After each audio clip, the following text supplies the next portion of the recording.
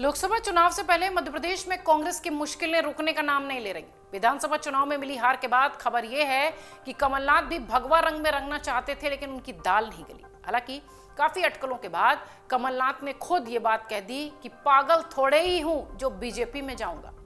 अभी यह मामला थमा भी नहीं था कि कमलनाथ के गढ़ में कांग्रेस को बीजेपी ने बड़ा झटका दे दिया, जिसका असर सीधे तौर पर लोकसभा चुनाव में दिखाई पड़ेगा। दरअसल पूर्व सीएम कमलनाथ के गढ़ छिंदवाड़ा नगर पालिका निगम में कांग्रेस के 7 पार्षदों ने पाला बदलकर बीजेपी का दामन थाम लिया, जिसके बाद छिंदवाड़ा में नगर पालिका अध्यक्ष कुर्सी जो थी वो खतरे में पड़ गई।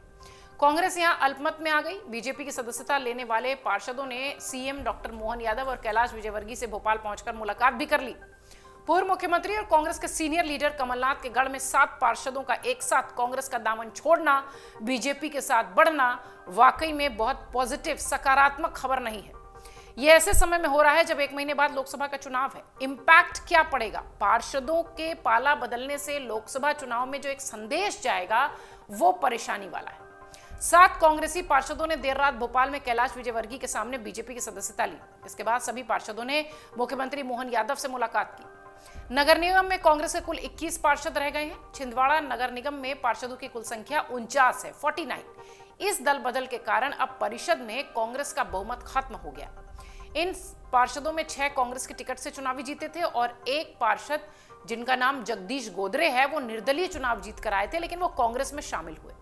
कांग्रेस अल्पमत में है। छिंदवाड़ा नगर निगम में कुल 48 वार्ड है।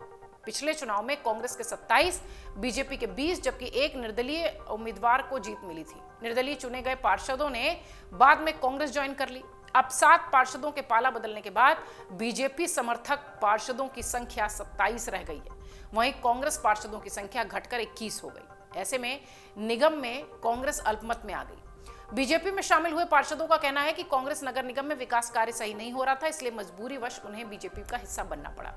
इधर निर्दलीय चुनाव लड़े हुए पार्षद जगदीश गोदरे कहते हैं कि प्रधानमंत्री नरेंद्र मोदी और सीएम डॉक्टर मोहन यादव के कार्यों से प्रभावित होकर बीजेपी की सदस्यता उन्होंने ग्रहण की है। कई दिनों से छिंदवाड़ा के ग्रामीण और शहरी क्षेत्र में विकास कार्य नहीं हो पा रहा था। 1.5 साल से हमारे कई बार कहने पर भी काम नहीं हुआ। अब नगर निगम में कांग्रेस अल्पमत में आ गई है। अब कांग्रेस को अध्यक्ष पद से हटना पड़ेगा। निगम में बीजेपी का अध्यक्ष बैठेगा। धनराज भूरा, बाबरकर, जगदीश गोदरे, चंद्रभान ठाकरे सहित कई पार्षदों का नाम है। इस पर नगरीय विकास विभाग के अफसरों का कहना है कि पार्षदों के बीजेपी ज्वाइन करने के बाद महापौर के पद पर फर्क नहीं पड़ेगा, क्योंकि वो सीधे तौर पर जनता से निर्वाचित होता है। अध्यक्ष का पद जरूर प्रभावित होगा। बीजेपी को बहुमत मिलने की स्थिति बनने से पार्षदों के जो काम है उनमें शायद अब तेजी आए, ऐसा इन लोगों का मानना है। महापौर परिषद के माध्यम से शासन ने महापौर को बड़े वित्तीय अधिकार दिए हैं, इसलिए ज्यादा फर्क उन्हें भी नहीं पड़ेगा।